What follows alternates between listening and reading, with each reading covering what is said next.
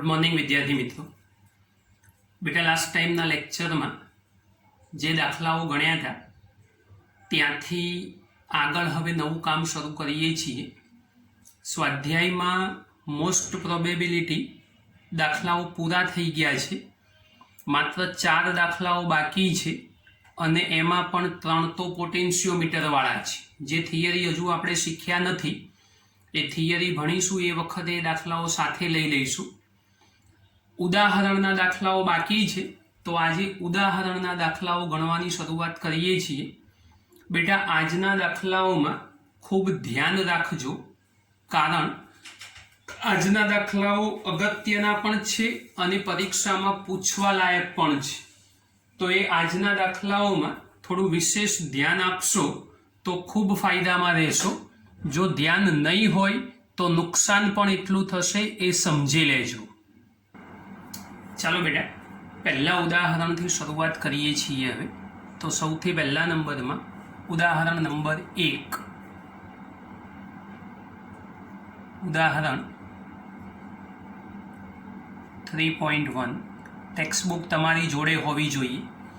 रकमना शब्दों हूँ वाँचू छूँ, खूब ध्यान थी समझजो। जो रकम 1.5 एम्पियर प्रवाहनु वहन करता अने 1×10⁻⁷ मीटर स्क्वेर जेटलू आड़छेदनु क्षेत्रफल धरावता एक तारमांथी वहन पामता इलेक्ट्रॉन माटे सरेराश ड्रिफ्ट झड़प गणो। एवं धारो के दरेक कोपरनो परमाणु लगभग एक वाहक इलेक्ट्रॉन आपे छे। कोपरनी घनता 9×10⁻³ किलोग्राम प्रति मीटर क्यूब अने तेनो परमाणु दळांक 63.5 यू एटले एटॉमिक मास यूनिट। याद राखजो आ 11मा धोरणमां शीखेली वात छे। दाखलानी अंदर पण 11मा धोरणनो ज रेफरन्स आवशे एटले 11th ना रेफरन्स प्रमाणे ज आपणे उपयोग करवानो छे। खूब ध्यानथी समझजो। तो सौथी पहला जे रकमना शब्दों वाँच्या छे आपणा ए विकल्पना एनी ज वात करीए छीए। बी विकल्पनी वात पछी आवशे, पहला ए विकल्पथी शरू करीए छीए। तो रकमना शब्दों प्रमाणे जे कोई माहिती आपणी पासे छे एने सौथी पहला लखी दईशुं। तो 1.5 एम्पियर प्रवाहनुं वहन छे तो I is equal to 1.5 ampere थई जशे। आड़छेदनुं क्षेत्रफळ आपेलुं छे capital A is equal to 1.0 into 10⁻⁷ 10⁻⁷ metre square आड़छेदना क्षेत्रफळनी वात तैयार छे। ड्रिफ्ट झड़प गणवानी छे, बाकीनी डिटेल आपणी पासे आपेली छे, आपणने समझ होवी जोईए। सौथी पहला नंबर में घनतानुं मूल्य आपेलुं छे। घनता माटे आपणे डेन्सिटीनो डी लखीशुं, रो लखीशुं ने पाछा तो तमे अवरोधकता समझी लेशो। एटले डेन्सिटीनो डी लखुं छुं। मूल्य छे आपणी पासे 9×10⁻³ किलोग्राम प्रति मीटर घन। बहु ज अगत्यनी वात छे बेटा, ध्यान राखजो। परमाणु दळांकनुं मूल्य आपणी पासे आपेलुं छे। परमाणु दळांक 63.5 आपेलो छे। समझो आ पण बहु ज महत्वनी वात छे। 63.5 एनो उपयोग 11मां करेलो छे। आपणे अत्यारे ए ज वात फरी याद करीशुं। तो खूब ध्यानथी समझो आमां शुं करवानुं छे। हवे दाखलो गणवानी शरूआत करीए छीए। चालो बेटा हवे शरू करीए छीए। तो सौथी पहला नंबर में आपणी सादी वात दळ शोधवा माटे तो घनता बराबर दळ भाग्या कद। जो मारे दळ शोधवुं होय તો ઘનતા ગુણ્યા કદ કરવું પડશે. આ સીધી સાદી વાત તૈયાર થઈ ગઈ. હવે દળ બરાબર ઘનતા ગુણ્યા કદ કરીએ અને જો 1 મીટર ક્યુબ એટલે એકમવાળી વાત કરીએ આપણે તો 1 મીટર ક્યુબ એટલે એકમ દીઠ જો દળ શોધવું હોય તો ઘનતાનું મૂલ્ય આપણી પાસે કેટલું છે ભાઈ?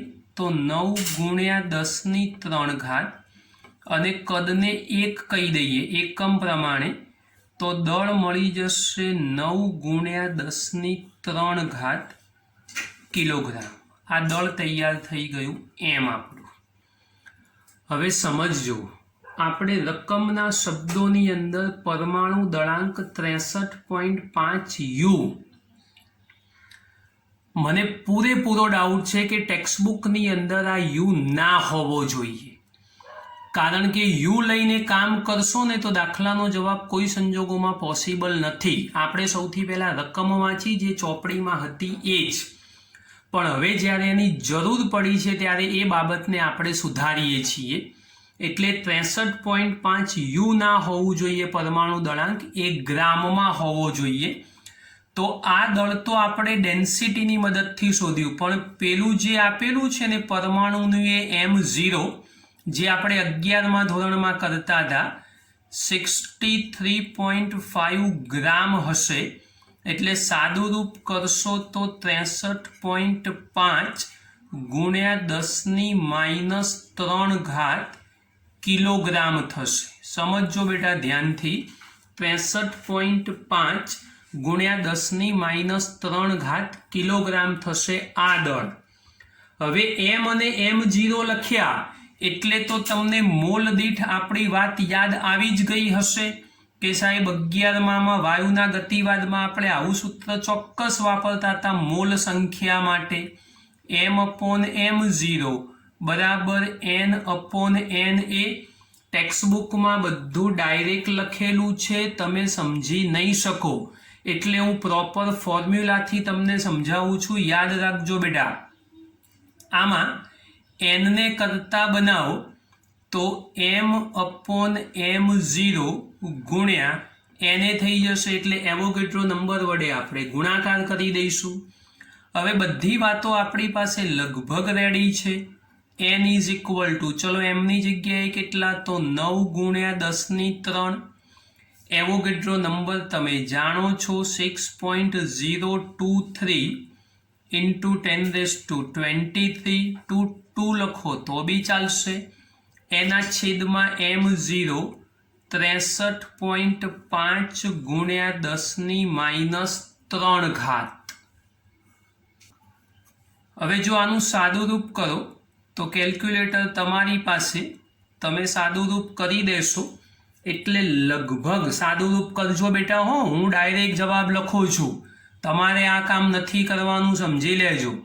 0.85 ઇન્ટુ 10⁻29 આ આંકડો મળવો જોઈએ, પણ ગણતરી ચેક કરજો, મારે પરીક્ષા આપવાની નથી, પરીક્ષા તમારે આપવાની જ.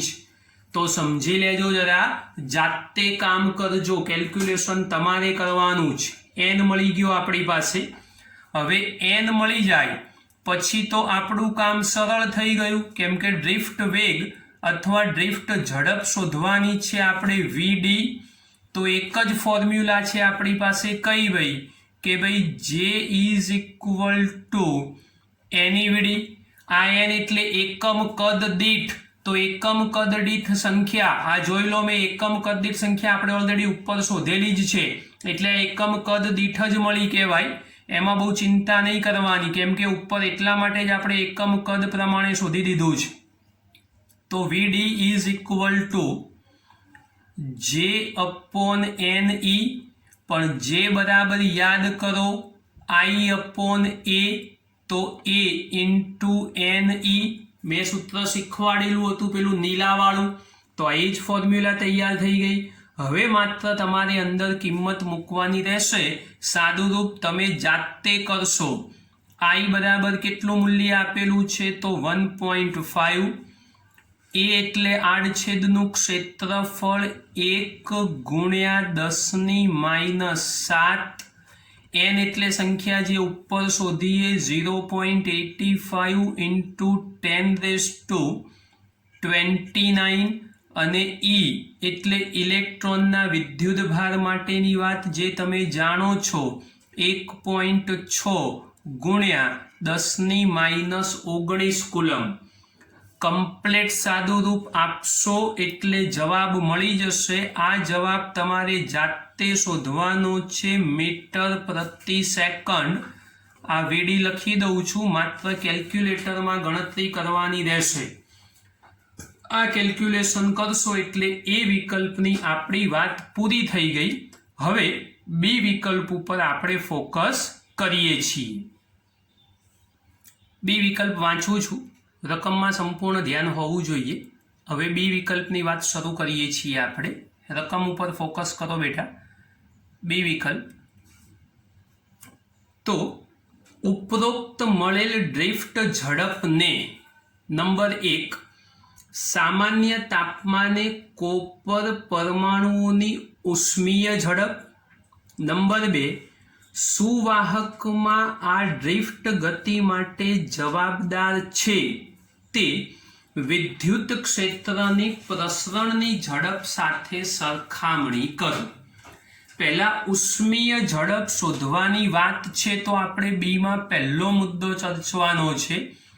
ઉષ્મીય ઝડપવાળી વાત જે ઓલરેડી 11માની અંદર આપણે શીખેલા છીએ. સૂત્ર હું હમણાં લખીશ એટલે યાદ આવી જશે. બાકી જાતે તો ક્યાં સાહેબ છે જ ને, આપણે જાતે ક્યાં કંઈ કરવાની જરૂર જ છે. યાદ કરો, ફોર્મ્યુલા આપણે લખતા હતા. હું આખી ફોર્મ્યુલા લખીને બતાવું છું, ટેક્સ્ટબુકમાં નહીં હોય આવું બધું. 1/2 mv² is equal to 3/2 kBT. યાદ આવવું જોઈએ. હવે બોલ્ટ્ઝમેન અચળાંકવાળી વાત છે આ રહીએ. એમાં જો મારે ઉષ્મીય ઝડપ એટલે v શોધવો હોય તો v² ઇઝ ઇક્વલ ટુ, બગડો બે બાજુથી કેન્સલ કરી દો તો v² is equal to 3 kBT upon m થઈ જશે. હવે v² માંથી જો v ને કરતા બનાવો તો બેટા શું તૈયાર થાય? v is equal to square root of 3 kBT upon m. હવે આ બધા મૂલ્યો તો તમારી પાસે તૈયાર જ છે, તમને ખબર હોવી જ જોઈએ. m કેવી રીતે શોધશો? તો ઉપરના સૂત્રમાં જે પ્રમાણે શોધેલો છે એ પ્રમાણે m અલગથી શોધવો પડશે. ધ્યાનથી સમજજો, એ આખી અલગ વાત થશે. જુઓ અહીંયા અલગથી સૂત્ર લખી આપું છું m શોધવા માટે. એ જ ફોર્મ્યુલા, કોઈ જ ફેરફાર નહીં. m ઇઝ ઇક્વલ ટુ, મેં સ્મોલ લખ્યો છે, અહીંયા ખાલી કેપિટલ લખું છું, એ સમજી જજો. m is equal to n upon na into m0. આ સૂત્રનો ઉપયોગ કરવાનો છે, પણ અહીંયા આંકડો બદલાઈ જશે, કારણ n એટલે આપણને કીધું છે સામાન્ય તાપમાને કોપર પરમાણુની ઉષ્મીય ઝડપ. હવે સામાન્ય તાપમાન એટલે કેટલું હોવું જોઈએ? તો 27°C. એનું કેલ્વિન તમને ફેરવતા આવડવું જોઈએ. m0 63.5 ગુણ્યા 10⁻³ કિલોગ્રામ સલામત રહેશે. એવોગેડ્રો નંબર બી એટલો રહેશે. ખાલી n તો કોપર પરમાણુ વાળી વાત છે એટલે એક જ પરમાણુની વાત છે અહીંયા. તો સમજી લેજો, આ કેપિટલ M અહીંયા જે છે સ્મોલ m, એ જ કેપિટલ M છે. જુઓ, તકલીફ પડતી હોય તો અહીંયા બી હું કેપિટલ M લખી આપું એટલે તમને મુશ્કેલી ઓછી થાય. સાહેબ પાછું અહીં તો શું કરશો? તો લો આ કેપિટલ M કરી દીધો. જુઓ કેપિટલ, અથવા તો m ડેશ રાખો બેટા, કેમ કે ઉપરના વિકલ્પમાં m લખ્યો છે ને પાછો, એટલે ફરી મૂંઝાવ નહીં તમે. અહીંયા m ડેશ નામ આપી દીધું. તો જુઓ m ડેશ કેવી રીતે મળશે તમને? n ઇઝ ઇક્વલ ટુ 1, એક જ પરમાણુની વાત છે. 63.5 ગુણ્યા 10⁻³ એવોગેડ્રો નંબર 6.023 ઇન્ટુ 10⁻23. અહીંયાથી m ડેશ શોધી દેવાનો. આ મૂલ્ય જે મળે, ચલો એ મૂલ્ય લખી આપું છું એટલે તકલીફ ઓછી થાય. લગભગ આવશે 10.54 ગુણ્યા 10⁻26 કિલોગ્રામ, 26 કિલોગ્રામ. આ તૈયાર થઈ ગયો તમારો એમ ડેશ. આ સૂત્રમાં એમ ડેશ મૂકો એટલે વી મળે. બોલ્ટ્ઝમેન અચળાંક તમે જાણતા હોવા જોઈએ. ના યાદ હોય તો કહી દઉં. હા સાહેબ કહેવું તો પડશે જ, તો કહી દઉં છું. 1.38 ગુણ્યા 10⁻23. આગળ 3 જે છે સલામત રહેશે. બીજા નંબરની અંદર તાપમાન લઈ લઈશું 300 કેલ્વિન અને એમ ડેશ આ બાજુમાં શોધીને આપેલો છે એ કિંમત મૂકી સાદુરૂપ આપશો એટલે આ ઉષ્મીય ઝડપવાળી વાત તમારી તૈયાર થઈ જશે. હવે નંબર 2 ની વાત કરીએ. આ બીજા નંબરની વાત. પ્રશ્ન જુઓ, એમાં હમણાં વાંચેલો છે, ફરી એકવાર યાદ કરાવી દઉં. નંબર 2, સુવાહકમાં ડ્રિફ્ટ ગતિ માટે જવાબદાર છે તે વિદ્યુત ક્ષેત્રની પ્રસરણની ઝડપ સાથે સરખામણી કરો. હવે સુવાહકમાં વિદ્યુત ક્ષેત્રની ઝડપ એ વિદ્યુત ચુંબકીય તરંગની ઝડપ જેટલી હોવી જોઈએ. આ તમને ખબર હોવી જોઈએ બેટા. આ 8મા 9મા ધોરણનું નોલેજ છે, કંઈ નવું નથી. લખી દઉં છું અહીંયા. સુવાહકમાં વિદ્યુત ક્ષેત્રની ઝડપ એ વિદ્યુત ચુંબકીય તરંગની ઝડપ જેટલી હોવાથી. હવે વિદ્યુત ચુંબકીય તરંગો કેટલી ઝડપથી પ્રસરતા હોય તો 3 ગુણ્યા 10⁸. 3 ગુણ્યા 10⁸. અરે સોરી, હા, 3 × 10⁸ મીટર પ્રતિ સેકન્ડ જે પ્રકાશની ઝડપ છે આપણી, એ જ ઝડપનો ઉલ્લેખ થશે. યાદ રાખજો બેટા જરા. ચાલો સાદુરૂપ કરીશું તો શું જવાબ તૈયાર થશે? તો એ ગુણોત્તર તમારે જાતે કરવો પડશે. તો આ વિદ્યુત ચુંબકીય તરંગોની ઝડપ લઈ લઈએ અને તમે ડ્રિફ્ટ વેગ ઓલરેડી પહેલા વિકલ્પની અંદર, પહેલો વિકલ્પ એટલે એ વિકલ્પમાં જે શોધેલો છે એ, જો અહીંયા લખું છું 3 × 10⁸ અને છેદમાં આપણું પેલું મૂલ્ય જે તમે શોધશો વીડી વાળું એ તમારે જાતે મૂકવાનું. જાતે મૂકીને ગુણોત્તર અહીંયા સાબિત કરવાનો. એ જે મૂલ્ય આવે એ મૂલ્ય તમારે લખવાનું રહેશે. કમ્પેરિઝનનો અર્થ શું થાય કે ધારો કે વીડીને અહીં લઈ જાઉં, અહીંયા આંકડો મૂકવાનો બાકી રહેશે. હજુ બી કહી દઉં છું, સમજજો. કયો આંકડો મૂકશો? તો પહેલા વિકલ્પમાં જે તમે શોધેલો છે એ, પહેલો વિકલ્પ એટલે એ વિકલ્પની વાત છે, ઉષ્મીય ઝડપ નથી. અહીંયા જે આંકડો છે એ વિકલ્પનો મૂકશો વીડી વાળો, એ બંનેનો ગુણોત્તર લેશો એટલે અહીં ચોક્કસ આંકડો મળશે. પછી વીડીને પેલી બાજુ લઈ જાઓ તમે એટલે આના કરતા આટલા ઘણું વધારે અથવા આટલા ઘણું ઓછું છે એવી ખબર પડી જશે. તો બેટા સહેલી વાત છે, આ ગણી દેજો અને જેટલી જગ્યાએ મેં ગણતરીઓ તમારા માટે બાકી રાખી છે એ ગણતરી ફરજિયાત તમારે કરવી પડશે. યાદ રાખજો બેટા. ઉદાહરણ નંબર 2 લખેલું હોય એટલે સમજ પડી જવી જોઈએ. સંપૂર્ણ જાતે કરવાનું છે. થિયરી ભણ્યા હશો તો એના દરેકે દરેક વિકલ્પ એ જાતે સોલ્વ કરી શકશો. છતાં પણ કોઈ જગ્યાએ ડાઉટ લાગે, મુશ્કેલી જણાય તો મને પૂછી લેવું. બાકી ઉદાહરણ 2 એ તમારે પ્રેક્ટિસમાં જાતે કરવાનું રહેશે. ત્રીજું અને ચોથું ઉદાહરણ ઓલરેડી જ્યારે r = r0 (1 + આલ્ફા કૌંસમાં θ - θ0 વાળું સૂત્ર શીખવાડ્યું હતું, અવરોધકતા અને અવરોધનો તાપમાન સાથે સંબંધ, ત્યારે આ બંને પ્રશ્નો ગણાયેલા છે. એટલે ત્રીજું અને ચોથું ઉદાહરણ એ વખતે પૂરું થઈ ગયું છે. એટલે 1 થી 4 ઉદાહરણની વાત પૂરી થઈ. હવે 5મા નંબરના ઉદાહરણ ઉપર આપણું ફોકસ હોવું જોઈએ. આકૃતિ તમારી નજર સામે છે. રકમના શબ્દો હું વાંચું છું, ચોપડીમાં ધ્યાન આપજો. આકૃતિમાં દર્શાવ્યા મુજબ 1 ઓહ્મનો આંતરિક અવરોધ ધરાવતી 16 વોલ્ટની બેટરી સાથે અવરોધોનું નેટવર્ક જોડેલ છે.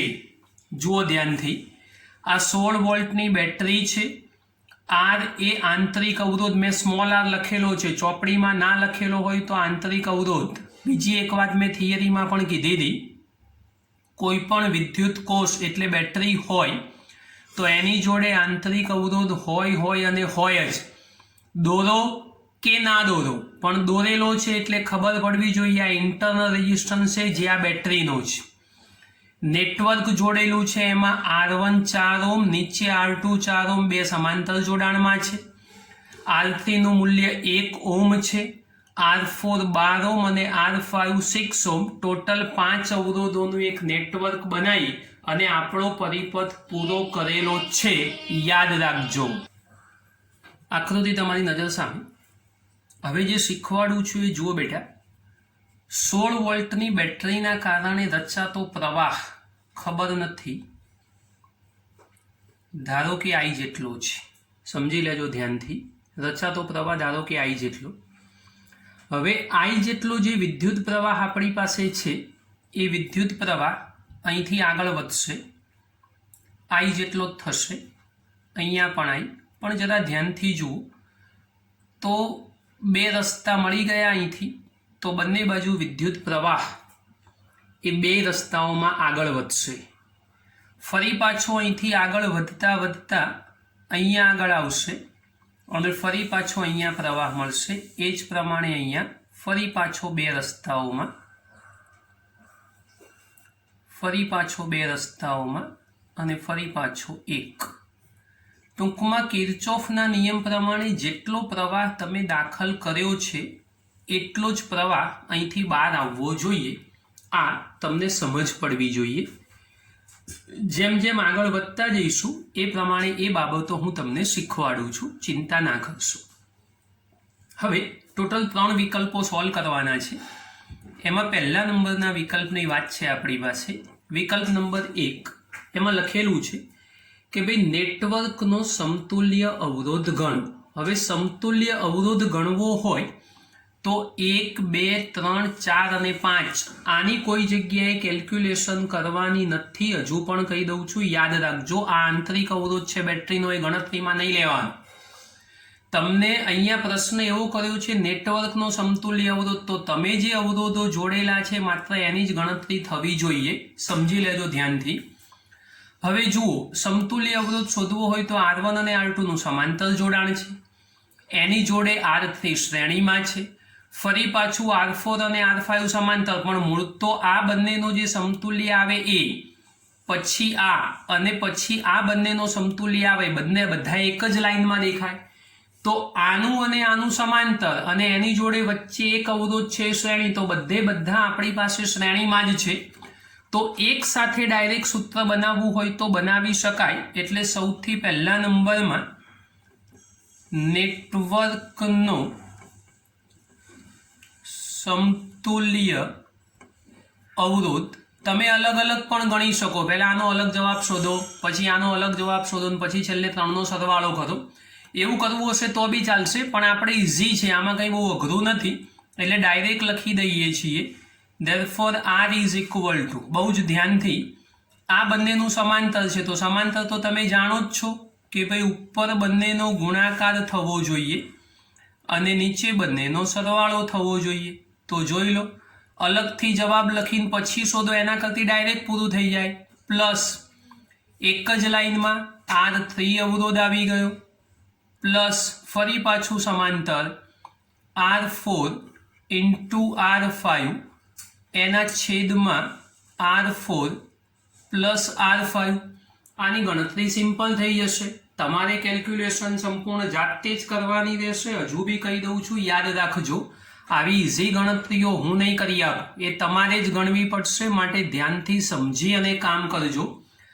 R1 બરાબર 4 મૂકો, 4 ગુણ્યા 4, નીચે 4 વત્તા 4, 4 ગુણ્યા 4 એટલે 16 થાય, 4 વત્તા 4 એટલે 8 થાય, 16 ભાગ્યા 8 એટલે 2 થાય. આવું મારે કરી આપવાનું હોય. R3 બરાબર 1 છે, 2 વત્તા 1 કરો એટલે 3 થાય. એ રીતે 12 ગુણ્યા 6 અને 12 વત્તા 6, 12 6 72 અને 12 6 18, 18 6 72 થઈ જશે. એટલે 2 + 1 + 4 તો 7 લો મેં ડાયરેક્ટ કરી નાખ્યું મોઢે ખાલી આંકડાઓ જોઈને. તમારે આંકડાઓ લખીને કેલ્ક્યુલેટરનો ઉપયોગ કરીને કરવાનું તો કષ્ટ ના જ પડવો જોઈએ. તો આટલું કામ સરળતાથી થઈ જશે, માટે પૂરું કરી દેવાનું. બી વિકલ્પ બહુ જ અગત્યની વાત, પહેલા સમજાવી દઉં છું પછી ગણતરીની વાત છે. દરેક અવરોધમાંથી વહેતો પ્રવાહ મેળવો. બહુ જ ધ્યાન રાખજો, આકૃતિમાં સમજીને જ કામ કરવાનું. વાત સહેલી છે પણ અગત્યની છે. દરેક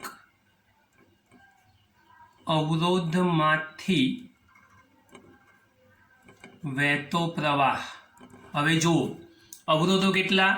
1, 2, 3, 4 અને 5. દરેકમાંથી વહેતો પ્રવાહ શોધવાનો જ. ખૂબ ધ્યાનથી સમજી લેજો પહેલા. હવે દરેકમાંથી વહેતો વિદ્યુત પ્રવાહ જો મારે શોધવો હોય તો સૌથી પહેલા આ અહીંથી પસાર થતો પ્રવાહ કેટલો છે એ મારે શોધી નાખવું પડે. જો આઈનું મૂલ્ય મળી જાય તો બાકીના રસ્તા મારા ખુલ્લા થઈ જશે. એટલે સૌથી પહેલા નંબરમાં હું પરિપથમાંથી વહેતો પ્રવાહ શોધીશ. હવે જોજો હો, પછી આકૃતિમાં તકલીફ ના પડવી જોઈએ, સમજી લેજો. એટલે પરિપથમાંથી વહેતો, દરેક અવરોધમાંથી વહેતો પ્રવાહ શોધવાનો છે. એમાં મારે સૌથી પહેલો પરિપથનો વિદ્યુત પ્રવાહ શોધવો પડશે. સૂત્ર સહેલું, I = V/R, પણ R ની જગ્યાએ R+R લખીશું, કારણ કે આ આંતરિક અવરોધ જોડેલો છે, મૂલ્ય પણ છે તો ગણતરીમાં લેવું પડશે. હવે V = આપેલું છે આપણને 16 વોલ્ટ. R બરાબર હમણાં મેં ગણતરી કરીને તમને સમજાવી દીધું. આ જવાબ તમારે જાતે શોધવાનો બાકી રાખેલો છે. મેં સમજાવી દીધો કે જવાબ 7 આવશે. તમે કેલ્ક્યુલેટરમાં કરજો. 7 + 1 એટલે થઈ જશે 8. 16 ભાગ્યા 8, 8 × 8, 8 દુ 16, એટલે 2 એમ્પિયર જવાબ આવવો જોઈએ. કેલ્ક્યુલેટરનો ઉપયોગ કરજો બેટા, બહુ અઘરી વાત છે. હા, ડાયરેક્ટ નહીં આવડે તમને, પાછા ધ્યાન રાખજો. પરિપથનો પ્રવાહ મળી ગયો. હવે બધી બાબતો સમજાવી દઉં છું, પછી લખું છું, કેમ કે આ પેજ ઉપર લેવું પડશે એટલે આકૃતિ ગાયબ થઈ જશે તમારી નજર સામેથી. એટલા માટે સમજી લેજો, હું સમજાવું છું. ચલો, I બરાબર 2 એમ્પિયર મળી ગયો છે આપણને, એટલે અહીંથી વહેતો પ્રવાહ 2 એમ્પિયર થયો. જુઓ, અહીંથી 2, અહીંથી 2, અહીંયા સુધી આવશે ત્યાં સુધી 2 એમ્પિયર. હવે 2 એમ્પિયર પ્રવાહને જવા માટે કેટલા રસ્તા મળ્યા? 2. હવે અહીંયા જુઓ, બંને અવરોધોના મૂલ્યો કેવા છે? સરખા. જો અવરોધના મૂલ્યો સમાન હોય તો એમાંથી વહેતો પ્રવાહ સરખો હોવો જોઈએ. તો 2 એમ્પિયર કુલ છે ને અવરોધો સરખા, તો બંને અવરોધમાંથી કેટલો પ્રવાહ પસાર થશે બેટા? તો 1 એમ્પિયર. હમણાં લખી દઉં છું, પછી હું, ખાલી સમજી લો અત્યારે. ચાલો, એટલે R1 માંથી 1 એમ્પિયર પ્રવાહ, R2 માંથી પણ 1 એમ્પિયર પ્રવાહ. હવે 1 એમ્પિયર પ્રવાહ અહીંયા આવ્યો, પાછો 1 એમ્પિયર અહીંયા આવ્યો, એટલે ફરી પાછા 1 અને 1 બી બિંદુ પાસે આવ્યા, એટલે ફરી પાછા 2 એમ્પિયર પ્રવાહ થઈ ગયો. તો R3 માંથી કેટલો પ્રવાહ પસાર થવો જોઈએ? 2 એમ્પિયર. હવે 2 એમ્પિયર વિદ્યુત પ્રવાહ લઈને C બિંદુ પાસે પહોંચ્યા. જોજો, ફરી પાછા 2 રસ્તા મળ્યા. તો 2 રસ્તા મળે એટલે એક R4 માં જાય ને એક R5 માં જાય. તો જુઓ ધ્યાનથી, 2 એમ્પિયર પ્રવાહ છે. 2 એમ્પિયર પ્રવાહ, R4 નું મૂલ્ય છે 12, R5 નું મૂલ્ય છે 6. તો અહીંયા જ અવરોધનું મૂલ્ય આના કરતા બમણું છે. અવરોધ બમણો તો પ્રવાહ અડધો હોવો જોઈએ. એટલે કે અહીંયા જેટલો પ્રવાહ જતો હશે એના કરતા અહીંયા પ્રવાહ અડધો હોવો જોઈએ, અથવા આના કરતા અહીંયા પ્રવાહનું મૂલ્ય બમણું હોવું જોઈએ. ટોટલ છે 2. તો બોલો કેવી રીતે સાદું રૂપ કરશો? તો 2 એમ્પિયર વિદ્યુત પ્રવાહ C બિંદુ પાસે, 2 એમ્પિયરના 2 ટુકડા કરવાના છે તમારે એવી રીતે કે જેથી અહીંયા જેટલો પ્રવાહ હોય એના કરતા ઉપર બમણો હોવો જોઈએ. અહીંયા જેટલો હોય એના કરતા નીચે અડધો હોવો જોઈએ. પાછું જે બંનેનો સરવાળો કરો તો સરવાળો ફરી પાછો 2 થઈ જવો જોઈએ. તો આ કેલ્ક્યુલેશન કરવું પડશે તમારે. તો ચલો, ખાલી નોર્મલ ટોનમાં વિચારો કે ભાઈ કેટલું હોવું જોઈએ મૂલ્ય. 2 ના એવા 2 ભાગ કરો કે જેથી અહીં અડધું અને ઉપર બમણું. થોડુંક વિચારો તો ઓટોમેટિક ખબર પડી જશે. તો આ વિચાર કરો, બાકીની વાતો હું નીચે લખી આપું છું, પણ આ સિક્વન્સ તમને સમજાવી દીધી કે આ પ્રમાણે પ્રવાહની ગણતરી થવી જોઈએ. હવે જુઓ, આ જે કંઈ સમજાયું છે એ બધી ડિટેલ મેં લખી આપી તમને નીચે. કુલ વિદ્યુત પ્રવાહ 2 એમ્પિયર, R1 4 અને R2 પણ 4 હોવાથી દરેક અવરોધમાંથી વહેતો વિદ્યુત પ્રવાહ સમાન, એટલે R1 માંથી 1 એમ્પિયર અને R2 માંથી પણ 1 એમ્પિયર થશે. બી બિંદુ પાસે R3 માંથી વહેતો પ્રવાહ ફરી પાછા બે ભેગા થાય એટલે 1 + 1 = 2 એમ્પિયર થઈ જશે.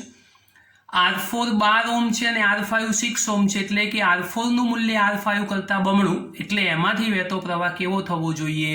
અડધો. તો R4 માંથી વહેતો 0.66 એમ્પિયર અને R5 માંથી 1.32, બંનેનો સરવાળો કરો તો લગભગ 1.98, એટલે 1.98 એટલે 2 એમ્પિયર જ કહેવાય. તો બેટા અહીંયા અવરોધોના મૂલ્યો સરખા અને બમણા હોવાથી આપણે આવી સરળતાથી ગણતરી કરી શકીએ. માની લો સરખા મૂલ્યો ના હોય, ઓડ ઇવન હોય, તો વિદ્યુત સ્થિતિમાનની ફોર્મ્યુલા V = IR સૂત્રનો ઉપયોગ કરીને પણ આવા પ્રવાહોના મૂલ્યો શોધી શકાય. આ સહેલું હતું એટલે આ પ્રમાણે ગણતરી કરેલી છે. હવે સી વિકલ્પ બાકી રહ્યો, એ કરીએ છીએ. સી વિકલ્પ, VAB, VBC અને VCD વોલ્ટેજ ડ્રોપ ગણો. વોલ્ટેજ ડ્રોપ એટલે બે છેડા વચ્ચેનું વિદ્યુત સ્થિતિમાન અથવા વિદ્યુત સ્થિતિમાનનો તફાવત. તો આપણે ગણીશું હવે વોલ્ટેજ ડ્રોપ. ચલો, સિમ્પલ વાત છે, કશું અઘરું નથી. VAB = સાદું સૂત્ર IR, તો IRAB લખશો એટલે A અને B વચ્ચેના જ અવરોધની વાત થશે. VBC = R3, એ અવરોધનું મૂલ્ય R3 આપણને ખબર છે. VCD = IR, C અને D છેડા વચ્ચેનો અવરોધ લઈ લઈશું. તો બેટા સિમ્પલ છે, સીધા સાદા સૂત્રો, માત્ર કિંમત. ચલો શું કરશો બેટા? I = તો બે આપણે શોધીને બેઠા છીએ. RAB નો મતલબ પહેલો અને બીજો જે અવરોધ છે માત્ર એની જ વાત કરવાની. તો એનું સમતુલ્ય તમે સળંગ બધું નહીં, એનું સમતુલ્ય તમે કેટલું શોધીને બેઠા છો? તો 2. તો ટોટલ બે છેડા વચ્ચેનું વિદ્યુત સ્થિતિમાન કેટલું થઈ જવું જોઈએ? તો 4 વોલ્ટ. ચલો, I = 2 જ છે. R3 કેટલા આપેલા છે? 1.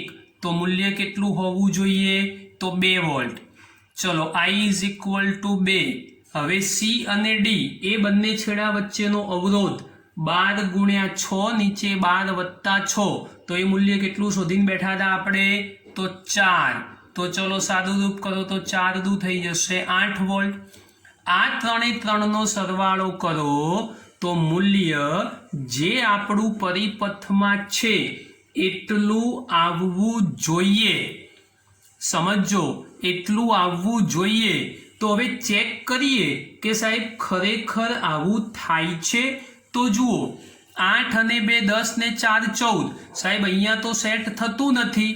ત્યાં તો આપણી પાસે બેટરીનું મૂલ્ય આપેલું છે 16 ઓહ્મ, તો અહીંયા તો 14 આયા. તો કેમ ના આવ્યું? તો દીકરાઓ યાદ રાખજો, બેટરીનો આંતરિક અવરોધ પણ છે. આપણે આંતરિક અવરોધના બે છેડા વચ્ચેનું વિદ્યુત સ્થિતિમાન શોધ્યું નથી.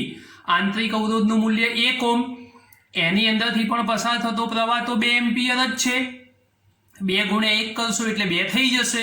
તો 14 માં 2 ઉમેરો તો 16 થઈ ગયા.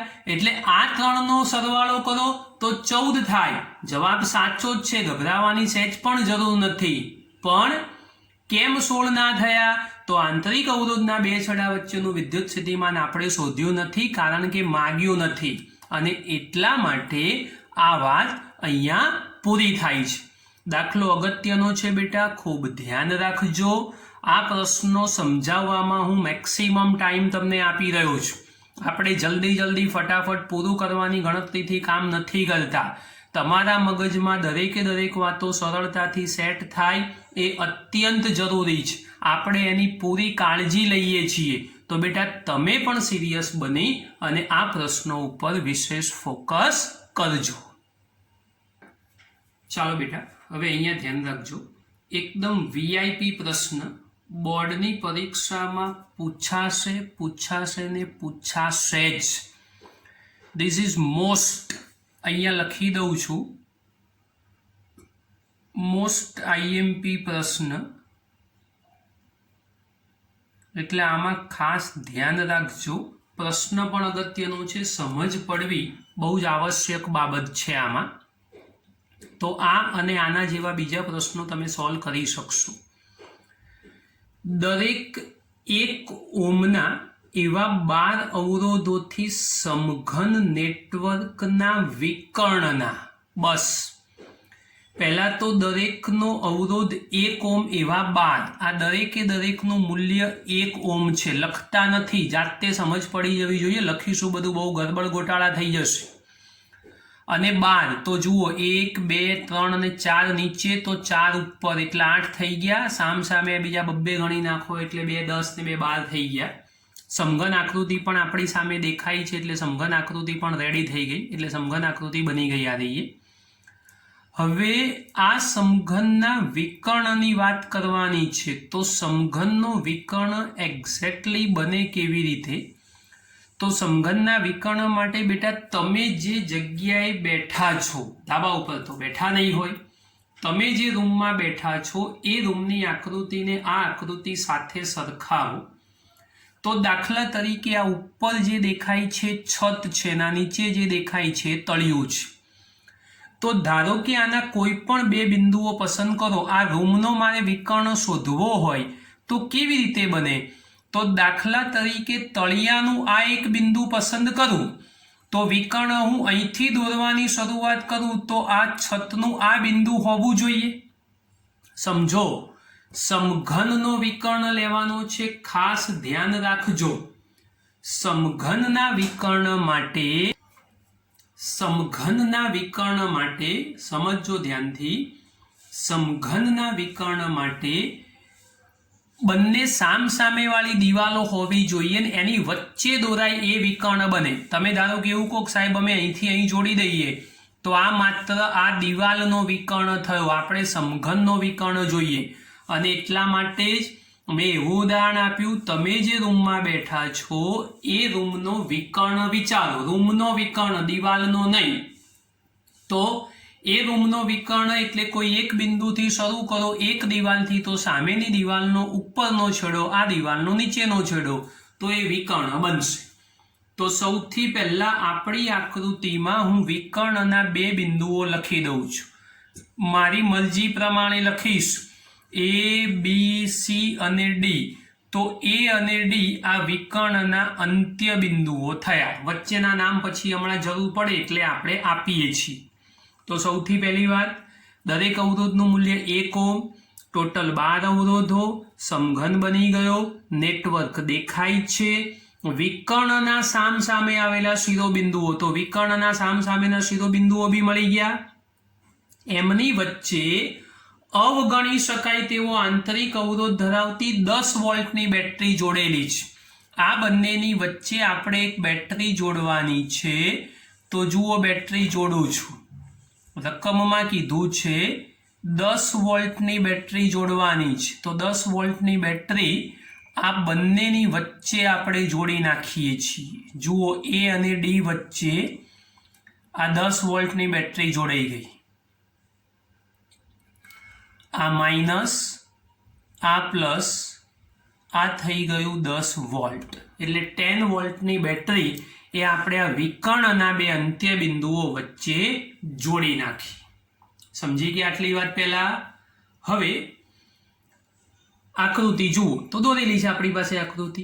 નેટવર્કનો સમતુલ્ય અવરોધ અને સમઘનની દરેક ભુજામાંથી પસાર થતો પ્રવાહ શોધો. ઉપર ઓલરેડી આવો દાખલો ગણી ચૂક્યા છીએ. હવે નેટવર્કનો સમતુલ્ય અવરોધ એટલે વિકર્ણના 2 છેડા વચ્ચેનો સમતુલ્ય અવરોધ આપણે શોધવાનો છે. હવે વિચારો કે ધારો કે હું એ અને ડી ની વચ્ચે આમ વિકર્ણ દોરી દઉં તો આકૃતિ કેવી ગૂંચવાળાવાળી આ બધી લાઈનો ભેગી થઈ જાય, તમે એને અન્ડરસ્ટેન્ડિંગ સરળતાથી તમે મેળવી શકો નહીં, સમજી ના શકો. એટલે વિકર્ણ અહીંથી દોર્યો, જોઈ લો દોરું છું અને અહીંયા પૂરો થયો. મગજમાં વિકર્ણ સેટ થવો જોઈએ, આકૃતિમાં દોરાશે નહીં. બાકીના બધા નામ નિર્દેશોનો પૂરા કરીએ છીએ આપણે. તો અહીંયા લખી દઈએ બી, આ લખીશું સી, ડી થઈ ગયો. ધારો કે ઈ, એફ અહીંયા આપી દઈએ જી, આ થઈ જશે એચ. પૂરી થઈ ગઈ વાત. નામ તો તમારી ઈચ્છા પ્રમાણે તમે આપી શકો છો, એમાં કંઈ બહુ ચિંતા કરવાની જરૂર નથી. હવે મારે સૌથી પહેલા વિકર્ણના બે છેડા વચ્ચેનો સમતુલ્ય અવરોધ શોધવો છે. તો હું સૌથી પહેલા નંબરમાં સમતુલ્ય અવરોધ ઉપર ફોકસ કરીશ, પ્રવાહની વાત પછી આવશે. હવે એના માટે થોડુંક વર્ણન પણ લખવું પડશે, એ હું લખી આપું છું એટલે તમને થોડીક વધારે સમજ પડે. દરેકના અવરોધનું મૂલ્ય એ આપણી પાસે ફિક્સ છે, 1 ઓહ્મ, એ આપણે જાણીએ જ છીએ. તો જુઓ, સૌથી પહેલા નંબરમાં અહીં દરેક અવરોધનું મૂલ્ય 1 ઓહ્મ છે. એ તથા ડી વિકર્ણના અંત્ય બિંદુઓ છે. વિકર્ણ કોનો છે? તો સમઘનનો. એ અને ડી એ સમઘનના વિકર્ણના અંત્ય બિંદુઓ છે. હવે પ્રવાહની વાત કરવી પડશે, તો એક બીજું પણ વાક્ય લખી દઈએ. એ તથા ડી વચ્ચે જેનું ઈએમએફ 10 વોલ્ટ હોય તેવી બેટરી જોડેલ છે. એટલે વિદ્યુત કોષ આપણે જોડી દીધો છે. આ બેટરીના કારણે કેટલો પ્રવાહ પસાર થાય એની આપણને ખબર નથી. તમારી ઈચ્છા હોય એટલો પ્રવાહ તમે ધારી શકો છો. આપણે નથી જાણતા કે આમાંથી કેટલો પ્રવાહ પસાર થશે, પણ પ્રવાહ એવો ધારજો કે જેથી તમારી ગણતરીઓ સહેલી થાય, બહુ અઘરી ના બને.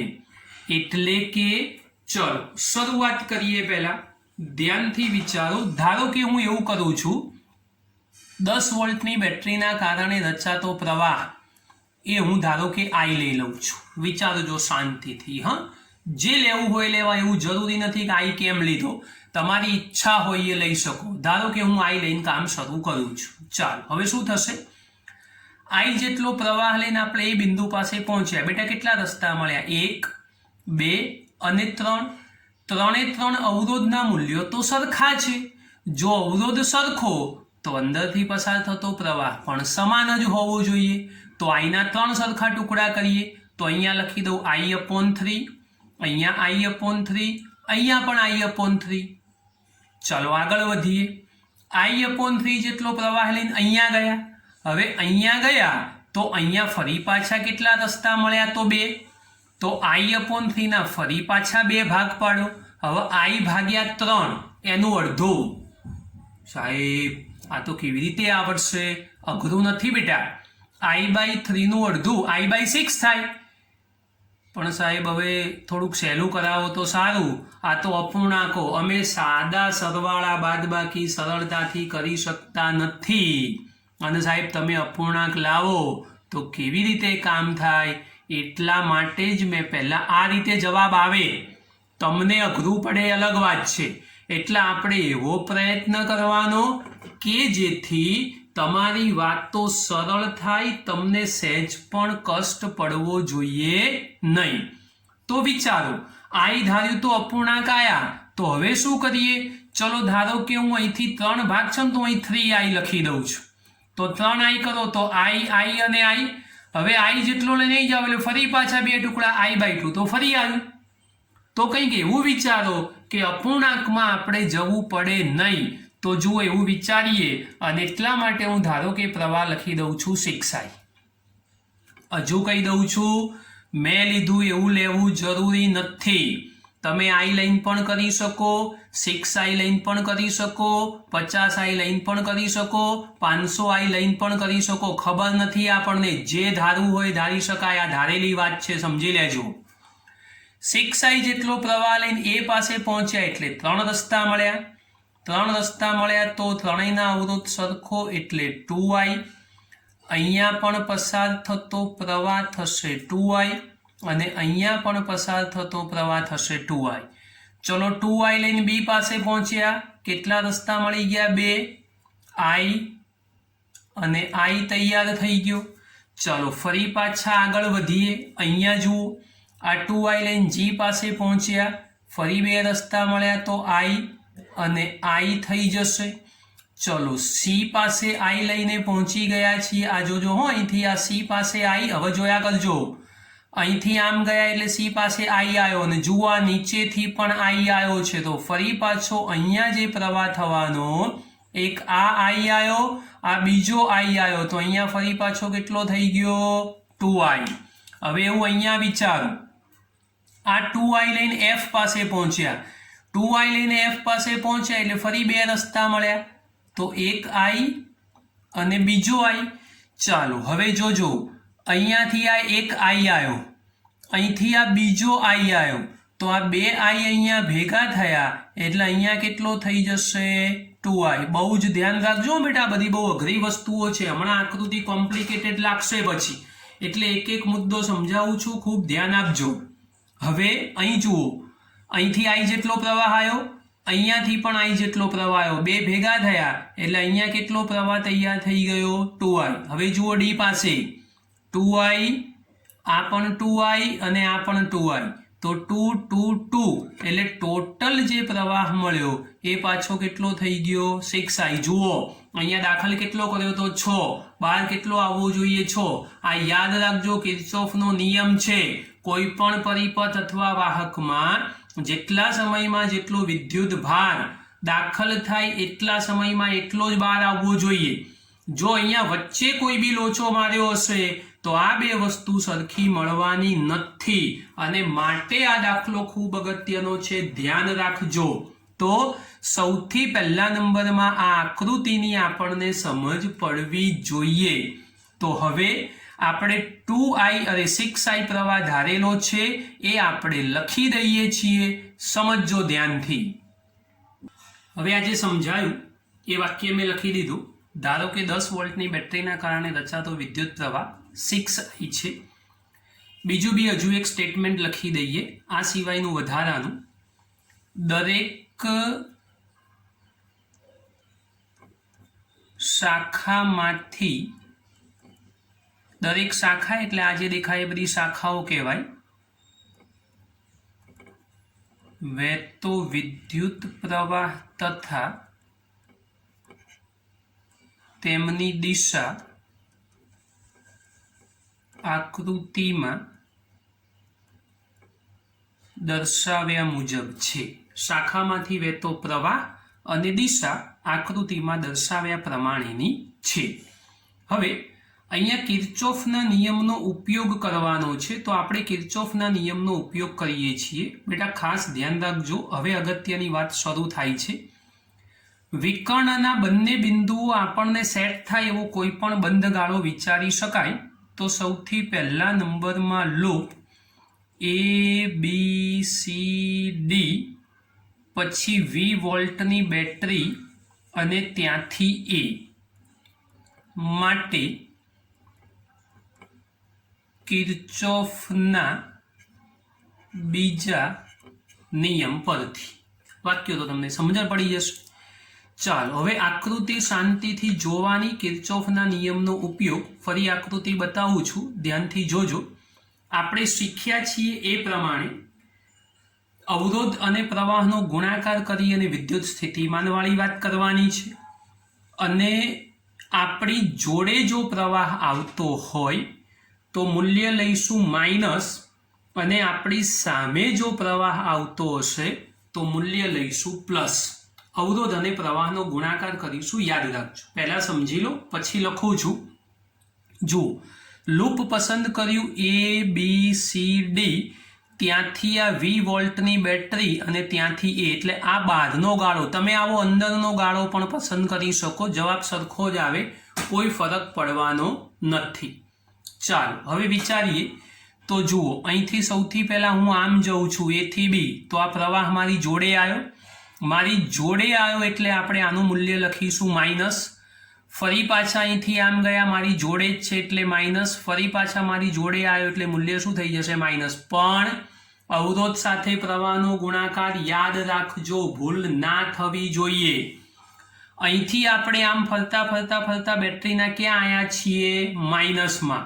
જો બરાબર પહેલા લખવાની ગણતરી હોય તો માઇનસનું પ્લસ, અને પછી લખવાની ગણતરી હોય તો માઇનસનું માઇનસ.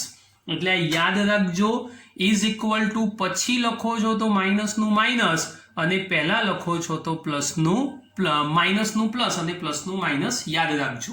તો હવે આ મૂલ્ય લખું છું, જરા ધ્યાનથી સમજજો. તો આપણે આ લૂપ બનાવી દીધું. એ લૂપ માટે આપણે વાત કરીશું. તો કિર્ચોફના નિયમ પ્રમાણે ચલો 2i પ્રવાહ મારી જોડે આવે છે એટલે માઇનસ 2i, અને અવરોધનું મૂલ્ય છે 1. ફરી પાછો B થી C ગયા, i જેટલો પ્રવાહ મારી જોડે આવ્યો એટલે માઇનસ, અને અવરોધનું મૂલ્ય છે 1. ફરી પાછા આપણે આગળ વધીએ છીએ, સમજો ધ્યાનથી. ફરી પાછા આગળ વધીશું એટલે પ્રવાહનું મૂલ્ય, ફરી પાછા આગળ વધીશું એટલે પ્રવાહનું મૂલ્ય આપણી સાથે જ છે, એટલે માઇનસ 2i, અવરોધનું મૂલ્ય થઈ જશે 1, ઇઝ ઇક્વલ ટુ 10 વોલ્ટની બેટરી છે આપણી પાસે. સમજો, બેટરીના માઇનસમાં આપણી એન્ટ્રી છે ને આપણે બરાબર પછી લખીએ છીએ, તો લખીશું ઇઝ ઇક્વલ ટુ -10, એટલે બરાબર -10 થશે. ચલો આનું સાદું રૂપ કરીએ તો શું થશે?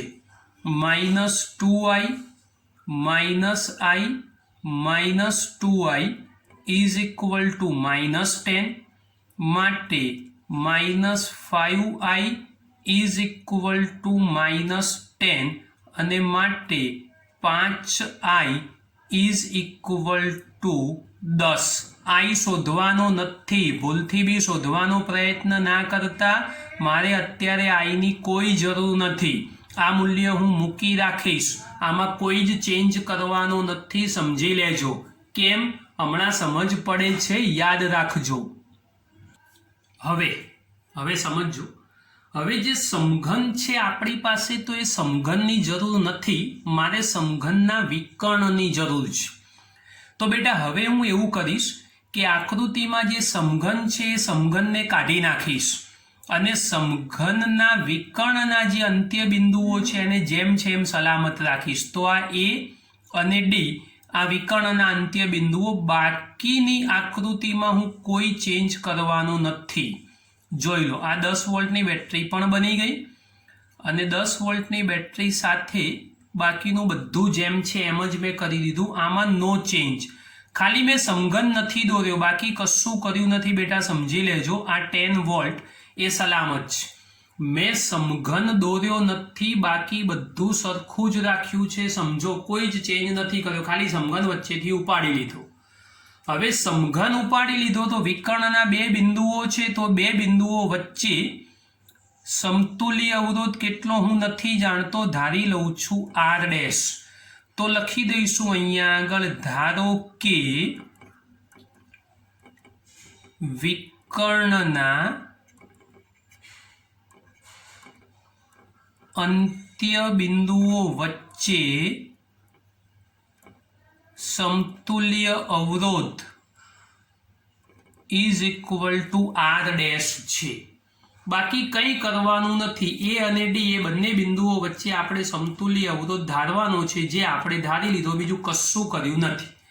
હવે આ જે આકૃતિ દેખાય છે એ આકૃતિ માટે ફરી એકવાર કિર્ચોફનો નિયમ વાપરીશું. પણ સમજો કે ભાઈ ઉપરની આકૃતિમાં ચેન્જ નથી, એટલે પરિપથનો પ્રવાહ જે તૈયાર થશે એ તો 6i જ રહેવાનો છે, એમાં તો આપણે કશું કરી નહીં શકીએ કેમ કે ખાલી સમઘન લઈ લીધો છે અને વિકર્ણ દોર્યો છે. હમણાં વિકર્ણ દોરવામાં મુશ્કેલી હતી કે સળંગ વિકર્ણ દોરી નાખો તો તકલીફ પડે આપણને, આકૃતિ બધી મિક્સ થઈ જાય, એટલા માટે પહેલા ખાલી સમઘન રાખ્યો.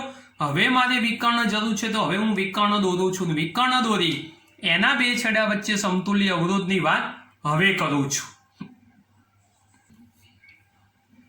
ફરી એકવાર લો A D 20 વોલ્ટની બેટરી અને A માટે કિર્ચોફના સમજ પડી ગઈ બીજા નિયમ પરથી. ચાલો ફરી શરૂઆત કરીએ આપણે. માટે પ્રવાહ આપણી જોડે તો -6i r ડેશ અને બેટરીના માઇનસમાં આપણી એન્ટ્રી તો -10, તો માટે 6i r dash is equal to 10. સમીકરણ નંબર બીજું. હવે આ જે કામ કર્યું એમાં હવે સમજ પડવી જોઈએ કે કેમ સાહેબ પેલો આઈ નતો શોધ્યો હોત તો બી જવાબ આવે, પણ નતો શોધવો આપણે. હવે પહેલું અને બીજું બંને સમીકરણની એક બાજુ સરખી છે જમણી સાઈડ, તો 1 અને 2 પરથી આપણે આવું લખી શકીએ 6i r dash is equal to 5i. બે બાદથી i ઉડાડો તો માટે r dash is equal to 5/6 ohm. તો આ મૂલ્ય એ સમતુલ્ય અવરોધનું મળ્યું વિકર્ણના બે છેડાઓ વચ્ચે. તો વિકર્ણના બે છેડા વચ્ચેનો સમતુલ્ય અવરોધ 5/6 ઓહ્મ તૈયાર થઈ ગયો. તો આ પહેલા નંબરની વાત આપણી પૂરી થઈ. આ રીતે જ કામ કરવાનું. અંદર અથવા બહારનો કોઈ પણ એક બંધ ગાળો લઈને એક સમીકરણ બનાવો, પછી સમઘનને સાઈડ કરી દો અને એ સમઘનનો વિકર્ણ દોરી ફરી એ લૂપ માટે કામ કરો. બે સમીકરણ સરખાવો એટલે તમને સમતુલ્ય અવરોધ મળી જશે. સમતુલ્ય અવરોધ મળી ગયો. હવે આ સમતુલ્ય અવરોધનો ઉપયોગ કરી અને દરેક ભુજામાંથી પસાર થતો પ્રવાહ આપણે શોધવાનો છે. તો દરેક ભુજામાંથી વહેતો પ્રવાહ શોધવો હોય તો સૌથી પહેલા મારે કુલ પ્રવાહ અથવા તો I શોધવો પડશે. તો ચાલો હવે I શોધી દઈએ સૌથી પહેલા. તો હવે સીધી સાદી વાત I માટેની સહેજ પણ અઘરી નહીં. તો આપણે શું કરીશું કે ભાઈ કોઈ પણ એક સમીકરણ તમે પસંદ કરો, પણ બીજા સમીકરણમાં અવરોધ મળી ગયો છે તો એનું મૂલ્ય પસંદ કરી શકાય. તો સમીકરણ 2 પરથી 6i r dash is equal to 10, r ડેશની કિંમત મૂકીએ તો અહીંયા થશે 5/6 ઇઝ ઇક્વલ ટુ 10. આ બંને cancel. 5i is equal to 10. therefore I is equal to 10/5 is equal to 2 ampere. I બરાબર 2 એમ્પિયર મળી ગયા. હવે મારે દરેકે દરેક ભુજાઓ છે તો દરેક ભુજાઓની અંદર વહેતો પ્રવાહ તો આપણે આકૃતિમાં દર્શાવી દીધેલો છે. અને જો આકૃતિમાં દર્શાવી દીધો હોય તો આપણે માત્ર લખવાનો જ છે દરેક ભુજાઓ માટે. સમઘનની ટોટલ 12 ભુજાઓ, 12 ભુજા માટે આપણે વાત લખવી પડશે. ચાલો તો હવે લખીએ છીએ દરેકે દરેક ભુજા માટે. તો સૌથી પહેલા AB માટે, ચલો AB માટે પ્રવાહ છે 2i, તો થશે 2 ગુણ્યા 2 ઇઝ ઇક્વલ ટુ 4 એમ્પિયર. ચલો AB પછી BC માટે, તો BC માટે પ્રવાહ છે માત્ર I એટલે 2 એમ્પિયર. ચલો પછી લખીએ CD માટે. CD માટે છે પાછો 2i, તો 2 ગુણ્યા 2 ઇઝ ઇક્વલ ટુ 4 એમ્પિયર. ચાલો દરેક ભુજાઓમાં ઉપરની AB, BC અને CD કરી. હવે નીચે લઈ લો AF, તો AF માટે ફરી પાછો 2i, એટલે શું કરશો 2 ગુણ્યા 2 ઇઝ ઇક્વલ ટુ 4 એમ્પિયર. ચલો પછી FE લખો, તો FE માટે I is equal to 2 ampere. ચલો FE થઈ ગયો.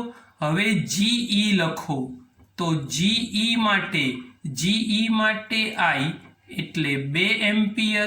સહેલું છે, કશું અઘરું નથી, પણ સાહેબ લખો તો થોડું સારું લાગે તો લખીએ છીએ આપણે. ચલો GE ની વાત પૂરી થઈ. હવે GC, ચલો GC માટે પણ પ્રવાહ છે I, તો 2 એમ્પિયર. હવે કોણ બાકી રહ્યું GC પછી આકૃતિ જોતા રહેજો. HD માટે લઈ લો, HD માટે કરશો તો HD માટે 2i, તો થશે 2 ગુણ્યા 2 ઇઝ ઇક્વલ ટુ 4 એમ્પિયર. હવે શું બાકી રહ્યું FH લઈ લો, FH માટે વાત કરો તો FH માટે I is equal to 2 ampere. આ ખાલી લખવાનું છે બેટા, કશું અઘરું નથી. આમાં જે દેખાય કામ કરે જાઓ. કેટલા થયા 1 2 3 4 5 6 7 8 9, હજુ 3 બાકી રહ્યા છે. એ 3 તમારે શોધવાના છે. FH સુધીની વાત પૂરી થઈ ગઈ છે. AG લઈ લો.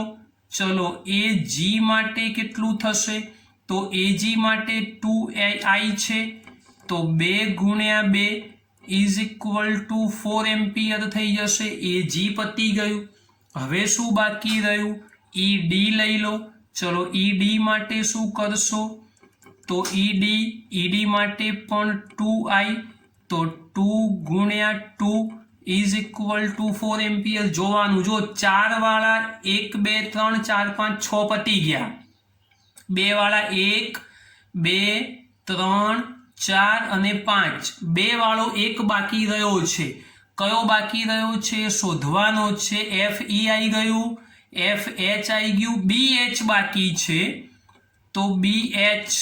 ચલો BH માટે વાત કરીએ, તો BH માટે શું થશે, તો BH માટે I is equal to 2 ampere. ગણી નાખો, જો 2 વાળા 6 થવા જોઈએ, 1 2 3 4 5 અને 6, 4 વાળા બી 6, 1 2 3 4 5 અને 6. તો આ દરેક ભુજામાંથી વહેતો પ્રવાહ મળી ગયો. તો સિમ્પલ વાત, કશું અઘરું નહીં, ખૂબ ધ્યાન રાખજો. આજના દાખલાઓ ખૂબ અઘરા, લેક્ચરની લંબાઈ પણ વધુ, દરેક દાખલામાં મેક્સિમમ ટાઈમ આપેલો છે, તો ધ્યાનપૂર્વક કરશો તો ફાયદામાં રહેશો. બાકી આ દાખલાઓમાં 100% મુશ્કેલી અનુભવશો.